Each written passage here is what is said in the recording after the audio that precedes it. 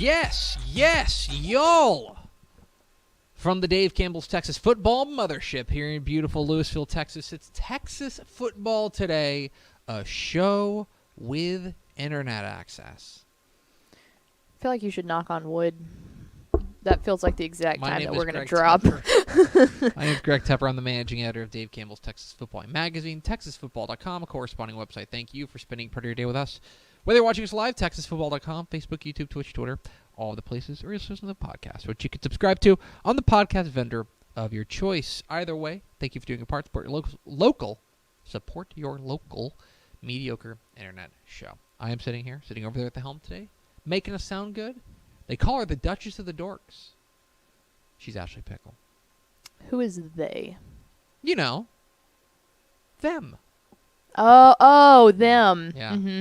I'm familiar. And you don't want to make them angry. I do not.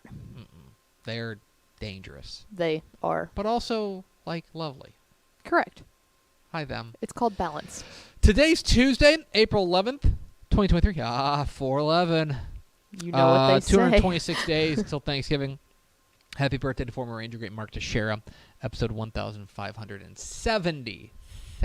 On today's show, folks, we are going to have Math Tuesday. Math Tuesday. Where we are going to take a look inside the recruiting numbers for the class of 2023 and discuss which team in the state of Texas keeps it most local. How about that? We'll talk about that. And then back half the show, we're going to be joined by one of the hosts of Squarin Around, which is our new Texas. I don't think the podcast is new, but it's the new member of the Republic of Football Podcast Network family. Mm-hmm. We like to think of ourselves as a family. They talk Texas State. Jakob Rodriguez is going to join us. We're going to talk a little Bobcats football here on an April afternoon because that's just how we like to party, baby. That's a fantastic podcast name too, because I'm assuming I guess we can get confirmation from Jakob that Square would be they have an unbelievable Square down there in San Marcos. I would think that that's where it came from. See, squaring around for me, I'm immediately thinking like bunting. You square around a bun. Oh, okay. Yeah, I would think it would be the San Marcos Square, but I could be wrong. Well, let's ask him. Okay. We'll ask Jakob Rodriguez of Squaring Around on the Republic of Football Podcast Network. Put your wagers in now. Where that is coming up here at the back half of the program. But first, Pickle, it is, in fact, let me check my watch here. Yeah, it's Tuesday. Let's go. And you know what happens on Tuesdays here on the show? Math Tuesday. Math Tuesday.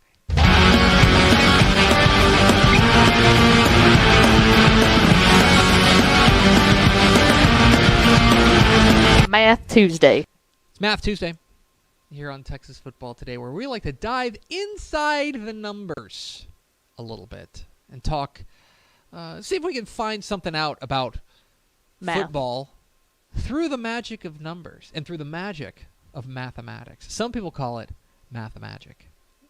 They don't call it that. I'm sorry. I want to apologize. Can we start the show over? Yeah, we got to scrap this one. We are talking about recruiting.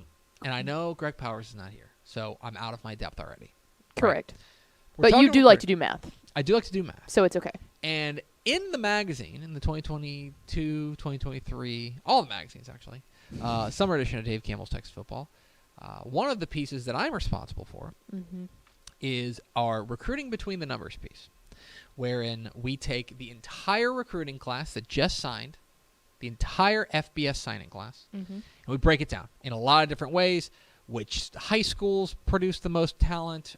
Which states? Which states produce the most talent?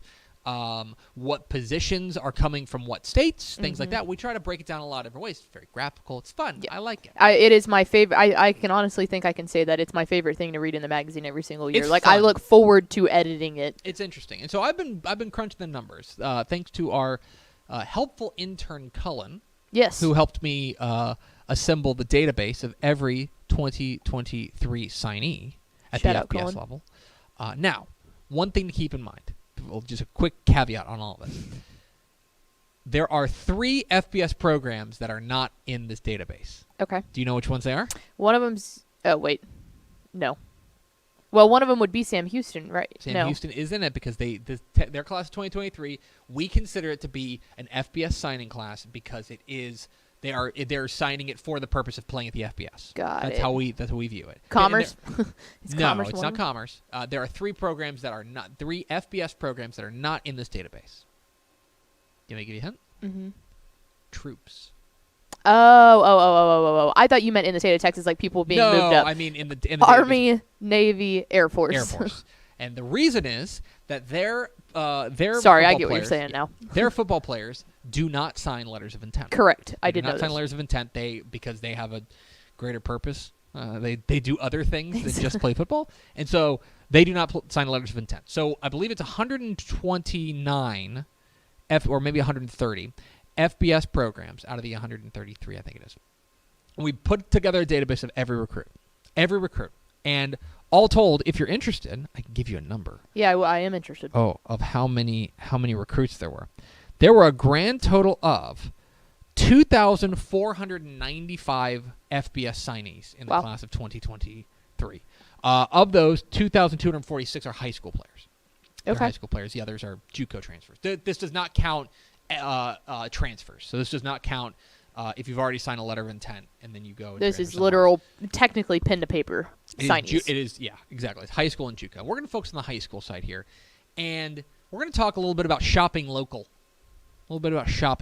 Because we hear this a lot from pretty much every coach who gets hired. They say, we want to recruit the players in our home state. And that is for the head coach at Illinois. That's for the head coach at Georgia Tech. That's for the head coach at New Mexico State.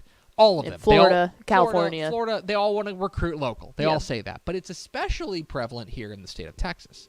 And so what we did is I looked at who signed the most from within, what percentage of their 2023 sign class came from within their own state. Now, I will tell you that if you take a look at the top 11 programs as far as recruiting locally, 1, 2, 3, 4, 5, 6, 7, 8 of them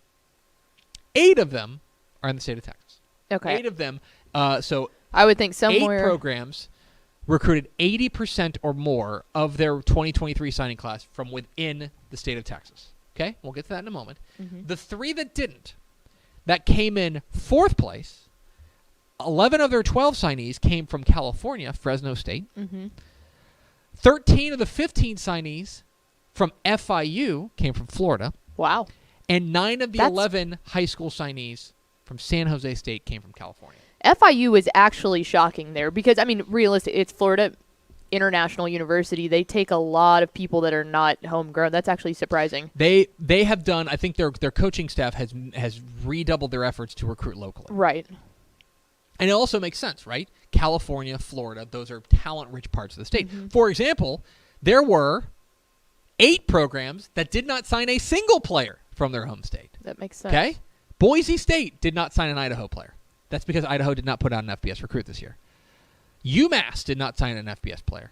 Middle Tennessee State did not sign a Tennessee player. I guess that's a little bit more surprising. New Mexico State did not sign a New Mexico player. Also kind of surprising. Oregon State did not sign an Oregon player. And Wake Forest did not sign a North Carolina player. And Wyoming did not sign a Wyoming player. Now, there were also no Wyoming players that signed in the class 2023.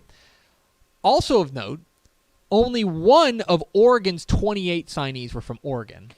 Oregon's been dipping down into Texas more than anything. And only 1 of Notre Dame's 23 signees came from Indiana.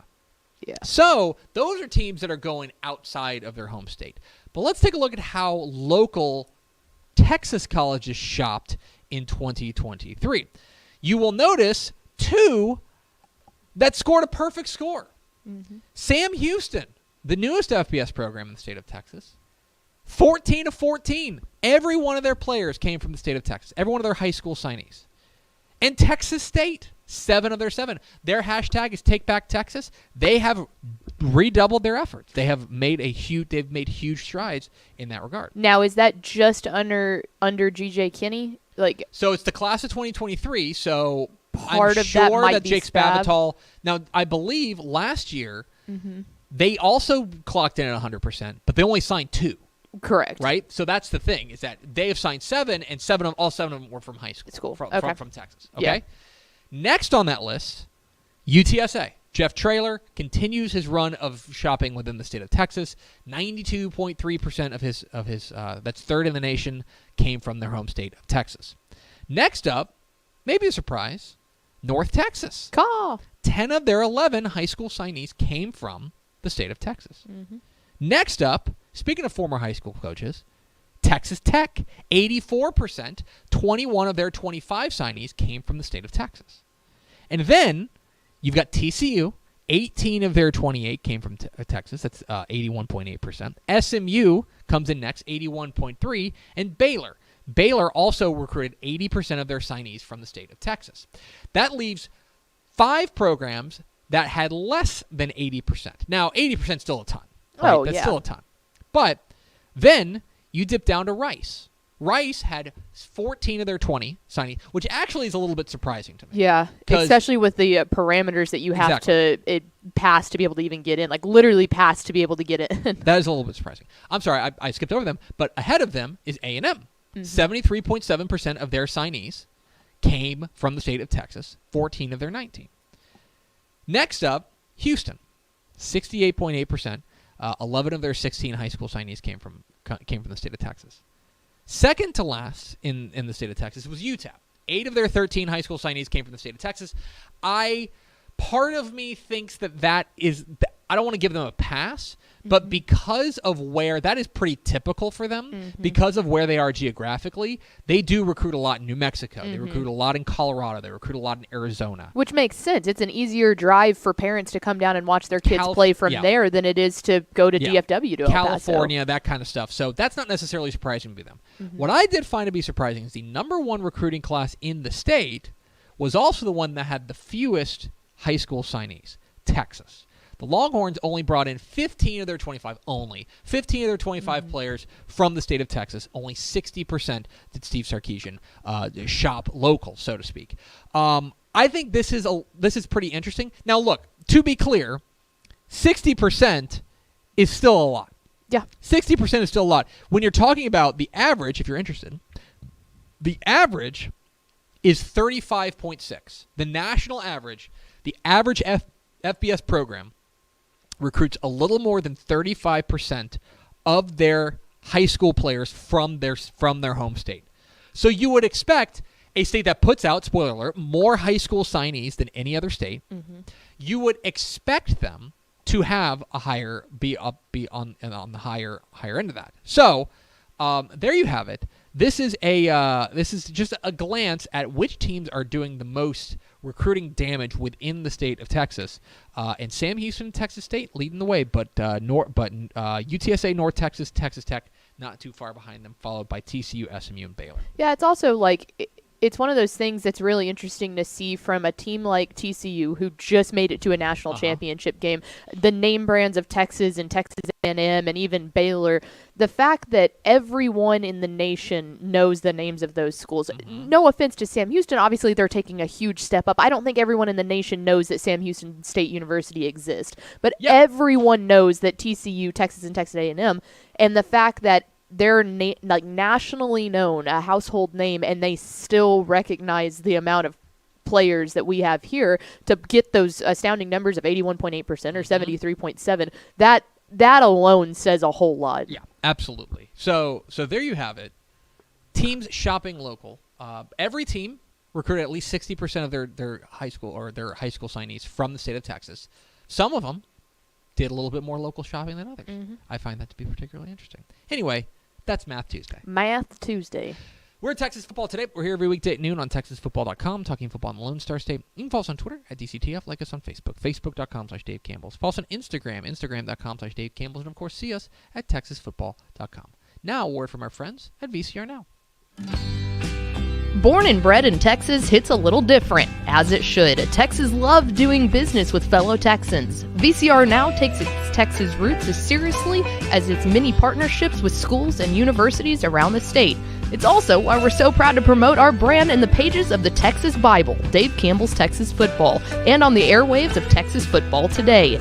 Driven by producing quality broadcast video, state-of-the-art audio, and LED video scoreboards at affordable prices, VCR Now makes sure to listen to your needs in its athletic department before recommending the next best steps. Building great products is our business, and it's our focus on building meaningful, long-term partnerships with our clients that sets us apart. From our 24/7, 365-day help desk, the training lab in our hometown of Red Oak, or our sports marketing business plan that puts money back in the hands of our athletic departments we support, VCR Now is built to last. Reach out to us today at info@vcrnow.com or by calling 855-GO-VCR-NOW. Again, that's info@vcrnow.com or by calling 855-GO-VCR-NOW. Pickle, let's go to the hotline. We are always expanding here at Dave Campbell's Texas Football, and our latest venture has been the Republic of Football Podcast Network, with podcasts scattered hither, scattered yon, across the state of Texas. And we have recently added to the Dave Campbell's Texas Football family a Texas State podcast. And here to talk a little bit about Texas State is the co-host of Squarin Around, the Texas State podcast on the Republic of Football Podcast Network. We're pleased to be joined by Jakob Rodriguez. Jakob, how are you? What's up, guys? Thanks for that intro. That was awesome. Well, listen. A star is born in San Marcos. How about that? Yeah, well, we are pleased to have you on. We're pleased to welcome you into the Dave Campbell's Texas Football crew, and we're excited to talk about Texas State. You know, there's been a ton of buzz, I think, around the Bobcats this offseason, most notably because of the hiring of G.J. Kinney to take over there with the Bobcats. I'm interested, you know, you're really tuned in. There's few people as clued in on Texas State football as you are. What has been the overall reaction of the fan base now a couple of months into G.J. Kinney's tenure? I'll tell you how plugged in we are. I was scrolling through our feed. You know, we have UT tonight for baseball, so everybody's super stoked, throwing horns down and stuff. That's a whole different story. The algorithm thinks I'm a coach or something, so I keep getting ads for all these athletic equipment. I'm like, hey, what's going on?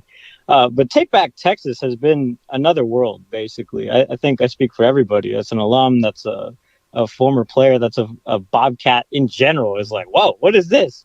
It's like a meteor exploded in San Marcos. It's all this football goodness that is really just like an everyday thing. There's something to talk about.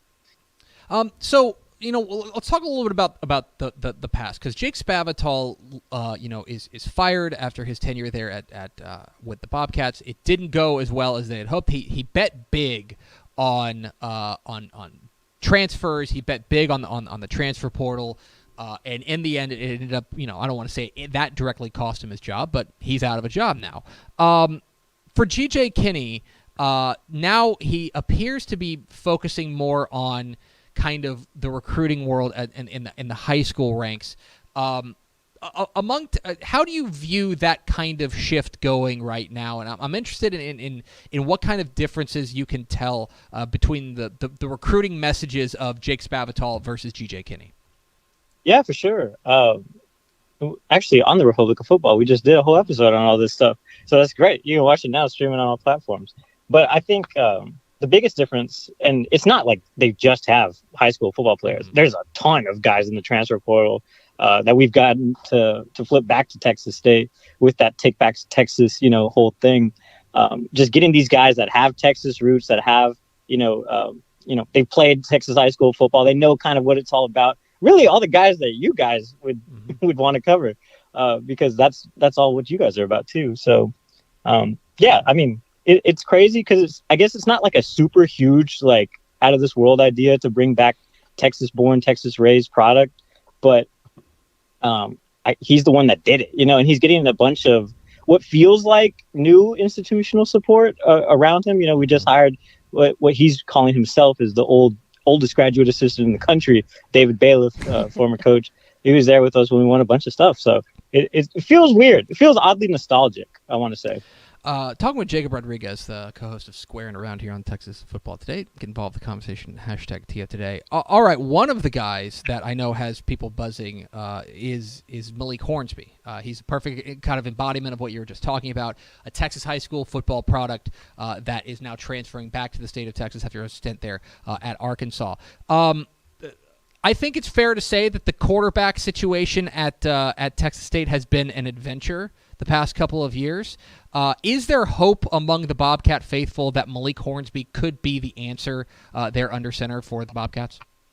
Yes, and I'm here to put the rumors at rest. I know the coaching staff won't say this. That is our quarterback. Yeah, that's our guy. I think, he's a 4-star coming in. Come on, do the math, But yeah, my freshman year, 2016 at Texas State, we had 2 or 3 guys on the roster named Tyler Jones, and they were all quarterbacks. And I was like, what? Is this a factory? This is an insane coincidence going on. And they were all the same level of player, Obviously, that's 2 coaching administrations away from this all now.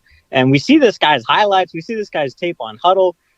We see everybody's, I guess, would you call that chagrin in Nebraska? Kind of jealousy, leaning towards Texas State just grabbing him up.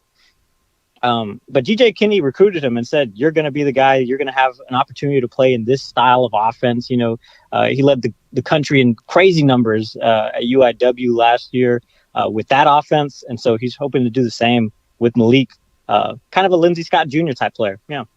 Yeah, Lindsey Scott Jr., of course, was such a star there at Incarnate Word, and there's ample reason to believe that he can continue that. I want to ask you a little bit about the fan base and just where they are right now. We know that there have been times when Texas State, whenever they've given their fans something to cheer about, they've come out in droves, they've come out in big numbers, and they've been vocal and made San Marcos a tough place to visit.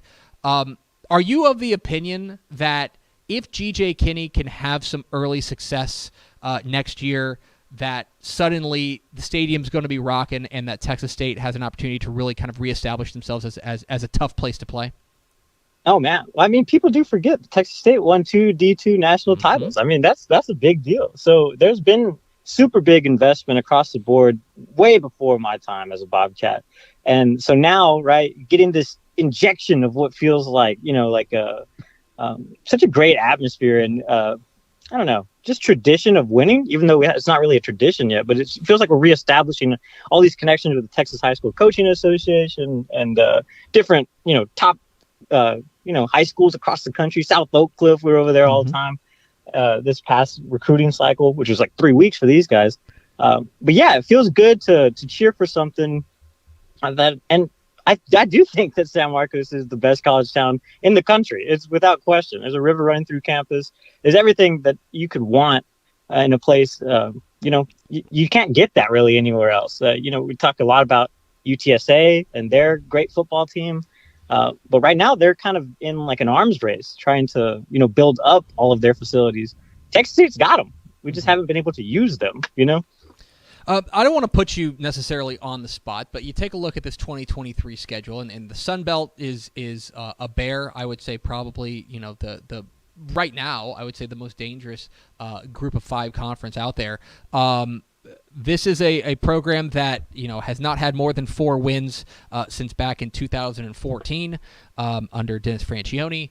The schedule's tough, but there's obviously a lot of renewed energy there in San Marcos. For you, what would represent, you don't necessarily need to put a win total on it, although you certainly can. What would represent success for G.J. Kinney and this Texas State program in year 1? Well, so many people are so high on Coach, Texas State as a whole. We have a really involved president, Kelly Danfus. He's gone on the record and said 13-0. Now, my prediction for the season is not 13-0. Do I think there are some games that are going to be very hard? Absolutely. This is the Sun Belt. Sun Belt, hashtag Fun Belt football is really tough. So, yeah, that's kind of, I don't know. I think what would make everybody happy and immediately be like, wow, Texas State's training in the right direction, is being bowl eligible. Obviously, having a bowl win and getting invited to a bowl would be amazing, too. Finally, it's Jacob Rodriguez, co-host of Squarin Around on the Republican Football Podcast Network. Jacob, we were having a debate before we came on, and we need you to settle this. The podcast is called Squarin Around. It's an excellent podcast for Texas State fans and non-Texas State fans alike. What is the origin behind the name Squarin Around? It's kind of like screwing around, except it's with the square. The square is Texas State's bar scene. Let's go! I was right down the hill from campus. So yeah, squaring around.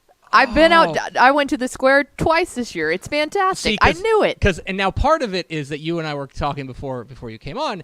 I know you're excited about the baseball team and stuff like that. I thought it was like squaring around a bunt. So now I'm just caught. Yeah, man. We had a lot of great time out there. We actually just had Brian London, former Texas State.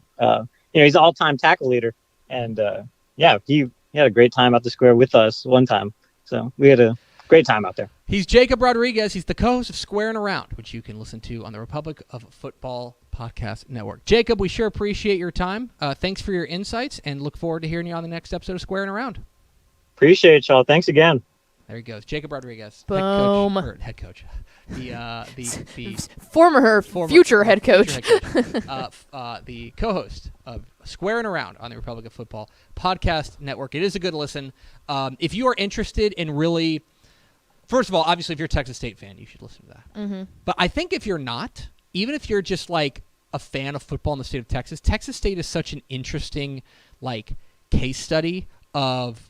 They are in many ways like the quintessential Texas Group of Five program, and because they're still relatively in their infancy. I mean, they only joined the FBS ranks in 2012, mm-hmm. right? They are still building. They're still trying to find that right piece. They are, in many respects, they have followed the path that most young FBS programs follow. Mm-hmm. UTSA is kind of the outlier. UTSA, which also started in 2012, their success is kind of an outlier. They're trying to find it, and I think that bringing a guy like G.J. Kinney, mm-hmm. a Texas guy who wants to, in many respects, follow the blueprint of Jeff Traylor, Joey McGuire, those types of guys who have recruited local, they're trying to do that. He obviously had a ton of success at Incarnate Word. Right. It is going to be really interesting. I don't know if I want to say this because I'm certainly interested in every program, but I will be paying very special attention mm-hmm. to Texas State this year. Well, and the other thing is, too, if you want to talk about, like, offense sells. Yeah. We know that, and that's G.J. Kinney's backbone. That's exactly what he did at Incarnate Word to get so many people interested. And I really liked what Jacob said about, I never really thought about it that way. Obviously, them being in especially the same recruiting territory as UTSA and the rivalry aspect that goes on there. He is right. When they do have the facilities built already, mm-hmm. I mean, if you've been down there around campus and have been to any of their facilities to watch a game, they're really nice. So if they start having some flashy success, there's no telling what could start like any sort of tide shifting from there. I mean, this was a team. G.J. Kinney's team led all of FCS last year with 51.5 points per game.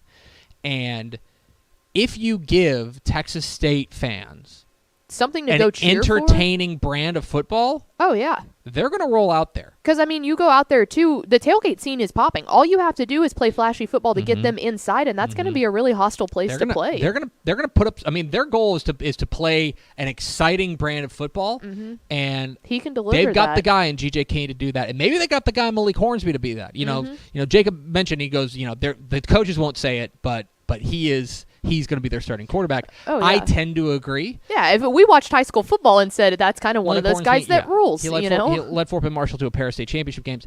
I think that's exactly right. And so I'm very, very intrigued to see exactly how this all shakes out there at Texas State. They're going to be one of the teams I'm really closely following in the 2023 season. I think they have an opportunity to be one of the most exciting teams in Texas. And so make sure you listen to Squarin' Around, the podcast on the Republic of Football Podcast Network. We appreciate Jakob Rodriguez. Let's go over to Ashley Pickle for America's second favorite segment. Final thoughts. Did you see that there is soccer news? Soccer news. It's CONCACAF is how you say it? CONCACAF. They announced sites for their 2023 Gold Cup matches. Let me guess. Arlington's going to host some. Mm-hmm. Mm-hmm. How cool is that? I've been to a Gold Cup match at AT&T Stadium. Was that okay? I went. In fact, I think I've been to two. Two? Was one of them in like 2015? Yeah, they've been there. They've made that a mainstay. I want to say I went to like a semifinal, and it was like United States against El Salvador. A lot of my friends that I then met in college, since a lot of them were from this area, they went to that in 2015. Well, and I know that AT&T is going to host some World Cup games. Mm-hmm. Yeah, we don't know which ones yet. I don't think. I know from high-ranking sources that they're gunning for like the final. Yeah. They're gunning for the final, or they're gunning for at least a semifinal. Yeah. And I'm sure every single stadium that got approved for them Oh, is yeah. also gunning for Oh, that. for sure. But they've got to make some adjustments, I think, to the field to get it up to CONCACAF, or not CONCACAF, but FIFA standards for what they want. But it's a cool place. But they just put in for that huge renovation, like the $1 million of renovations or whatever, and I think Yeah. it's for that. Yeah. Oh no, they're going for Those it. renovation plans have already been released. I do know that. It's gonna be interesting. So yeah, I might have to go Anyway, roll on over football. and check out a little bit of football. Texas football today. That's what we are. QPR got a point today. They desperately needed it. They're in the danger zone. It's not going well. That's for exactly QPR. where they like to live. I don't like. I don't like that. It's going to do it for us. Thanks for spending a little bit of your day with us. Follow us on Twitter at DCTF. Like us on Facebook, facebook.com/Dave Campbell's. Follow us on Instagram, instagram.com/Dave Campbell's. And, of course, see us at TexasFootball.com. Thanks again to Jakob Rodriguez, co-host of Squarin' Around. Named after the San Marcos Square. Yeet. On the Republic of Football Podcast Network. For Ashley Pickle, I'm Greg Tepper. Vince Young, please get your Player of the Year trophy. We'll see you tomorrow for This Week in Recruiting with Greg Powers on Texas Football Today.